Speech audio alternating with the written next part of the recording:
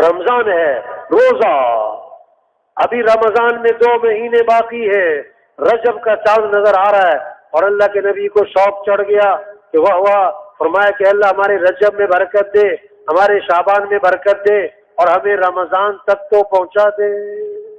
رمضان کا شوق چڑھ گیا۔ رمضان آنے سے پہلے حضور صلی اللہ علیہ وسلم نے صحابہ سے فرمایا کہ رمضان کا مہینہ آ رہا ہے، 7 باتیں فرمائیں، یہ 7 باتیں رمضان آنے سے پہلے ہر گھر میں ہو، ہر کی زبانوں پر ہو، گھروں میں تذکرے ہوں، بچے بڑے، گھر والے، دوست، رشتہ دار، یہ 7 باتیں فرمائیں۔ حضور صلی اللہ علیہ وسلم نے رمضان آنے سے پہلے فرمایا کہ دیکھو رمضان کا مہینہ آ رہا ہے، یہ برکت والا مہینہ